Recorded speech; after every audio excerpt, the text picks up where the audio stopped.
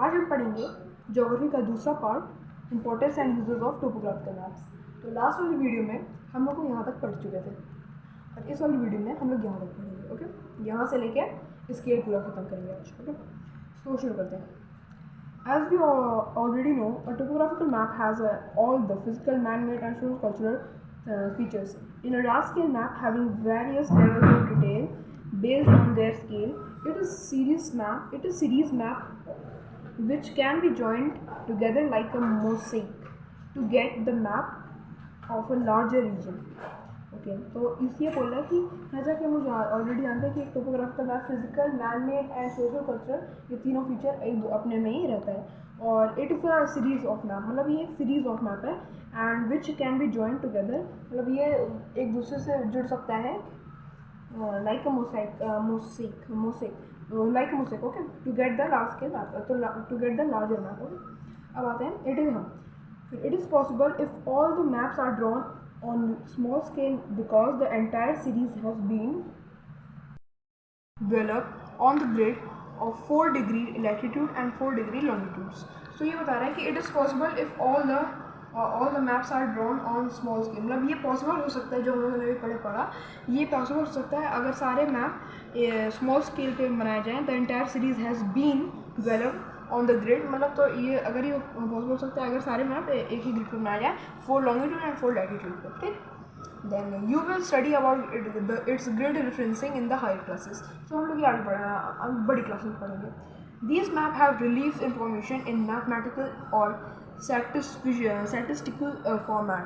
Apart from contours, lines, height and depths are located on the map with various other symbol as well. Thus, topographical maps are different from smaller scale. यहाँ इसमें choreographic map that covers large region. तो जो choreographic maps होते हैं वो large region cover करते हैं, और प्लानिमेट्रिक map that do not show elevations, and the thematic map that focus on some specific theme only. तो ये तीन मेरे हिसाब से आपको समझ में आ गया। अगर नहीं समझ में आए तो क्वेरी अपनी कमेंट बॉक्स में छोड़ दीजिएगा। The military initially prepared topographical maps to assist in planning for battle and for defensive emplacement, for which distance, direction and elevation information was of vital importance. Okay, फिर यहाँ से आते हैं, ये ज़रूरी है। ओके, ये जो हम पढ़ने वाले हैं तो ये जो है ज़रूरी है, इसको आप अपने इम्पोर्टेंट नोट्स में नोट कर लीजिएगा। तो ये है, the topographical maps are useful for hikers, campers, snow skis, city and country planners, the fish and wild life services और फॉरेस्ट सर्विस, माइनर्स और loggers, highway planners and construction workers, travelers, surveyors, geologists, engineers and scientists, apart for the common man who need to know something about any place. Okay, तो इसको आप note कर लीजिएगा and start करते हैं। Third, it is very important to know all the elements and symbol of topographical maps. Title and legend are the basic element of any map. Direction is always shown with the wind rose figure or the north arrow. For locational input, indexing of topographical maps will be taught later. तो हम लोग ये सब यहाँ पे ये बोला गया है कि for location and input indexing, तो ये सब हम लोग आगे वाली क्लास में पढ़ेंगे। Now we will focus on scale and symbol of topographical maps. So आते हैं तो देखिए स्केल का मैं आपको एक बेसिक बता देता हूँ। तो जो स्केल होती है ना, scale is the ratio of the actual distance between the same 2 points on the ground. तो जो स्केल होती है, scale is the ratio of the distance between 2 points on the map. तो ये तो मैं आपको बताता हूँ अच्छे से कि जैसे अभी मैप, अब हमारा अर्थ तो बहुत बड़ा है, तो पूरे अर्थ को तो मैप पे ला नहीं सकते। तो मैप एक पूरे अर्थ को दिखाने के लिए, मतलब पूरे किसी एक पर्टिकुलर एरिया को दिखाने के लिए स्केल देते हैं, जैसे कि 1 centimetre on the map is equal to 2 kilometre, ऐसे। ओके, सो जैसे अब मैं अपने घर से 2 किलोमीटर दूर जाता हूँ, तो अब मुझे ये अपने को मैप पे शो करना है, तो मैं फिर 2 किलोमीटर का मैप बनाऊँगा नहीं, तो मैं ये करूँगा स्केल पे, तो मैं ये स्केल बना दूँगा कि यहाँ से यहाँ तक की ये जो डिस्टेंस है, यहाँ पे 1 सेंटीमीटर मतलब 10 centimetre is equal to 2 kilometre. Okay, ऐसे। फिर यहाँ से पढ़ते हैं, no map can be equal in size with the earth, distance on the earth are vast and long, so we have to reduce the distances on the map in comparison of the real world. To keep the distances in each part of the map accurate and correct, a ratio is required through which distance of the earth is reduced to the maps का surface। तो जैसा कि मैंने बताया कि scale बहुत ज़रूरी है किसी मैप को ड्रॉ करने के लिए, बिकॉज उसके बिना हम लोग एक्यूरेट एंड करेक्ट नहीं बना पाएंगे। एंड दूसरी बात तो ये कि इतना बड़ा मैप नहीं बन सकता जितना बड़ी अर्थ है। Okay, for this the cartographer uses a scale for drawing a map. So ये जो पॉइंट है, ये वाला जो ब्लैक कलर में लिखा है, तो इसको आप नोट कर लीजिए अपने नोट्स में। A scale is the ratio of the distance between 2 points on the map and the actual distance between the same 2 points on the ground. The scale is depicted on a map in 3 different ways. First, statement scale, second graphical scale, third representative scale.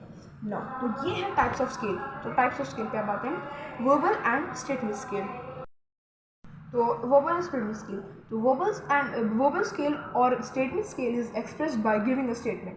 तो ये जो scale है ये इस हिसाब से express करती है, जैसे एक स्टेटमेंट देखिए, फॉर एग्जाम्पल कि if 1 centimeter on the map represents an actual distance of 1 kilometer, जैसे मैंने बताया था आपको, the cartographer may give a statement like this। इसको आप नोट कर लीजिएगा। तो ये जो जितने टाइप्स का स्केल है इनका अंडर लाइन आपको दिख रहा है, वो आप नोट कर लीजिएगा। For example 1 centimetre is equal to 1 kilometre, 1 centimetre is to 1 kilometre. Okay, graphical scale और linear scale. A graphical scale and linear scale. In this type of scale, a line is subdivided according to the given scale to represent certain distance on the earth's surface. तो in this type of scale, a line is subdivided. तो एक line जो है subdivided होती है according to the given scale to represent certain distance, to represent जैसे काफ़ी distance represent करने के लिए on the earth's surface. Now, distance between places may be read directly along this graduated straight line. Okay, the straight line, sorry यहाँ पे straight यहाँ पे नहीं था तो मैंने डाला है। ओके, आपको शायद दिख रहा होगा। वैसे कैमरे की क्वालिटी अच्छी नहीं है मेरी, तो उस पर आप लोग थोड़ा सा कमेंट मत मारिएगा। सो उसको मैं जल्दी से ठीक करूँगा। ओके, सो अब आगे बढ़ते हैं। The straight line is initially divided into primary divisions and the first primary division is subdivided into secondary divisions. Okay, so इसमें क्या होता है, तो line is initially divided into primary divisions. तो जो लाइन होती है वो प्राइमरी डिवीजन में डिवाइड हो जाती है, और जो पहला प्राइमरी डिवीजन होता है वो सेकेंडरी डिवीजन में वो डिवाइड हो जाता है।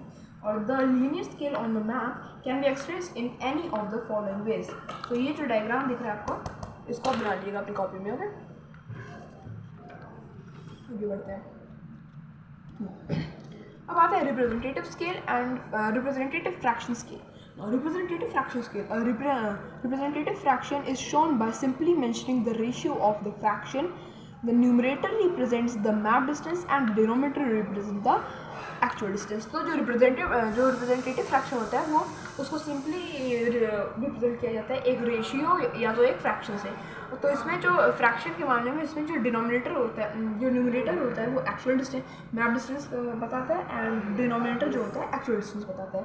Thus RF is equal to map distance upon ground distance। ये फॉर्मूला याद कर लीजिएगा। Thus RF is equal to map distance upon ground distance. Okay. Now both the map distance and the actual distance on the ground are expressed in same unit. The map distance is always 1. For example, if 1 centimeter on the map represents 1 kilometer, so 1 lakh centimeter it can be expressed as, इसको आप लिख लीजिएगा। Okay, based on RF, topographical sheets are of various size.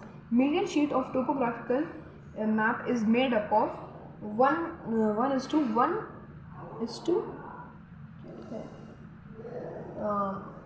ये number मुझे नहीं पता वैसे क्या है, क्योंकि इसमें एक ज़ीरो आगे भी है, इसको अच्छे से फॉर्म में लिखा नहीं गया है। तो इसको मैं आपको बाद में बताऊँगा। अगर इसको मैं ढूंढूँगा तो आपको अगर इसमें क्वेरी होगी तो आपको आप इसको जो है कमेंट बना दीजिएगा। It covers the area of 4 longitude and 4 latitude. आपको वैसे एक चीज़ पता है कि नहीं, मैं बता देता हूँ।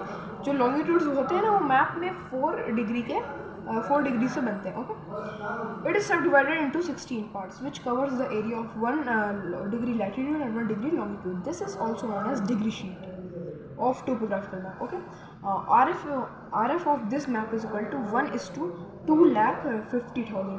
Half-inch topographical map are drawn on the RF of 1 lakh, which covers the area of 30 longitude and 30 latitude. Further, they are subdivided in 15 by 15 latitude and longitude. It is also known as scatter range sheet. तो आप इसको भी note कर लीजिएगा। Okay, now thus as the ratio between the actual distance and the map distance decreases, detailing of information increase. Bigger ratio will always cover large areas. Indexing a system of topographical sheets will be taken up in the next classes. Okay? तो ये जो indexing वाला था हम लोग पीछे भी पढ़े थे और अभी यहाँ पे भी पढ़ रहे हैं। तो इंडेक्सिंग ऑफ वाला है, इसको हम लोग आगे पढ़ेंगे।